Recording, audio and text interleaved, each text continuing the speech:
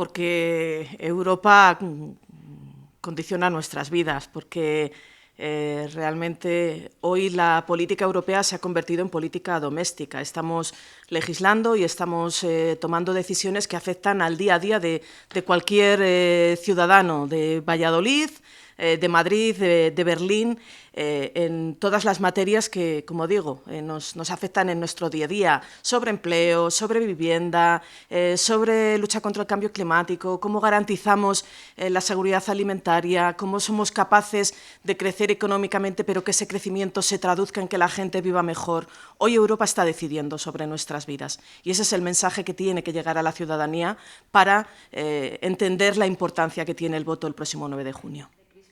No, España siempre ha sido un país con una clara vocación europeísta y todos los eurobarómetros, las encuestas que existen a nivel europeo nos lo dicen, ¿no? Hay muchísimo más interés en países como el nuestro que en algunos otros países sobre la política europea. Yo creo que tiene que ver con la historia más reciente de nuestro país. España vivió décadas de dictadura que terminan en una transición y en una democracia joven que en ese momento miraba a Europa como el espacio de las libertades, como el espacio del progreso, y hemos sido muy conscientes que a España y a Castilla y León y a Valladolid estar en Europa le ha cambiado la vida, ¿no? Y yo creo que eso sí que ha marcado la diferencia con respecto a otros países. Trabajar por la convivencia en nuestro país en ningún caso puede tener un efecto negativo, y yo así lo entiendo. Trabajar por posibilitar un gobierno progresista en nuestro país que suba el salario mínimo, por un gobierno progresista que suba las pensiones, por un gobierno progresista que haya conseguido un plan de recuperación para nuestro país de más de 160.000 millones de euros para hacer políticas para la gente, nunca puede ser negativo. Y por lo tanto, yo creo que es importante que hablemos de Europa, que afrontemos esta campaña electoral explicando la importancia de Europa, pero sobre todo las distintas opciones que hay en la Unión Europea para poder mirar al futuro de forma esperanzadora. Y yo creo que en ese sentido tenemos muchísimos argumentos desde el Partido Socialista para poder defender una Europa más justa, una Europa más social, una Europa que mire con esperanza al futuro. Bueno, en primer lugar, desde el Partido Socialista y desde mi trabajo en el Parlamento Europeo hemos conseguido poner en la agenda política europea el reto de la despoblación, que antes no existía. Hace 15 años en Europa no se hablaba dentro de los principales debates sobre la realidad de la despoblación. Hoy hay una comisaria específica para el reto demográfico. Vivimos en un continente, el continente europeo, que es el continente más envejecido del mundo. Y por lo tanto hay una realidad que es que el 80% de la población europea vive en el 20% del territorio rural, y también el fortalecimiento de los servicios públicos, por ejemplo, la educación de 0 a 3 años en el medio rural. Estas son políticas que van dirigidas a garantizar la igualdad de oportunidades de los ciudadanos, vivan donde vivan, y que aquellas personas, aquellos jóvenes, aquellas familias que decidan apostar por vivir en sus pueblos, en los pueblos que les han visto nacer, puedan hacerlo. Hemos hecho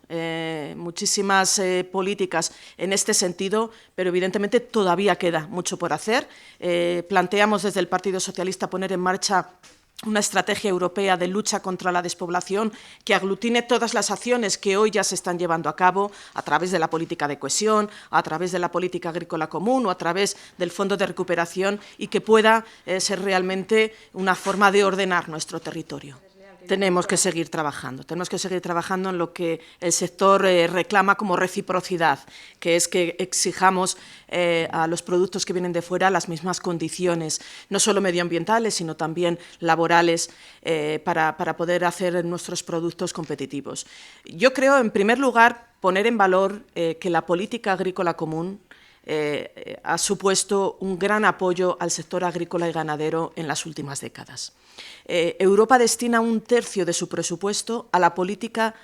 agrícola común, a las ayudas directas a los agricultores, a los ganaderos, al sector primario,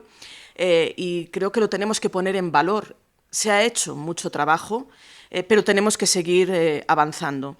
Lo que creo también es que es importante que no nos confundamos o que no nos dejemos llevar por falsos dilemas que algunos tratan de plantear, como la derecha y la ultraderecha en este país, de tener que elegir entre las políticas de lucha contra el cambio climático y la política agrícola común. La derecha, la ultraderecha, el Partido Popular, Vox, nos dice que el problema que tiene el campo en estos momentos es la política de lucha contra el cambio climático, el Pacto Verde Europeo. Y realmente es una mentira muy fácil de desmontar, porque es totalmente necesario para nuestro campo que Europa aborde las consecuencias del cambio climático, porque nuestro campo, nuestra agricultura y nuestra ganadería son los mayores beneficiarios de que consigamos parar los efectos tan dañinos del cambio climático. Porque si no abordamos esto,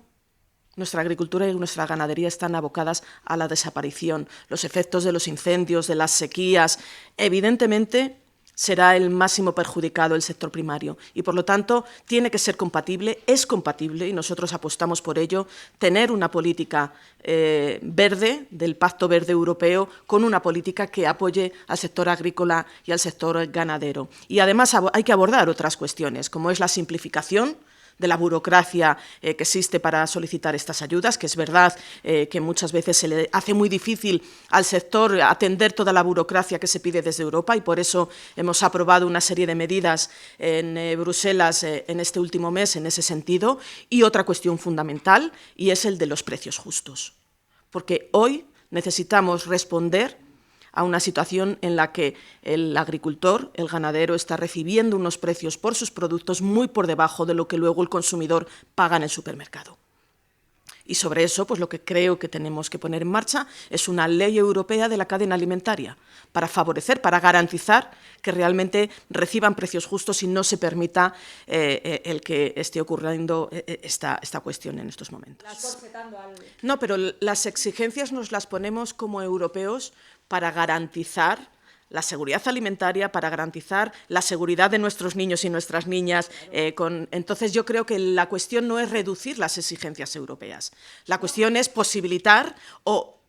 tener una política de comercio internacional que garantice que aquello que viene desde fuera de la Unión Europea cumpla esos mismos requisitos. Y si no los cumple, tienen que ser unos requisitos que en el ámbito internacional estén garantizados, y para eso también tenemos unos sistemas de controles que deben de hacerse efectivos, y tenemos, bueno, pues que poner en valor también la producción europea en todos los ámbitos, ¿no?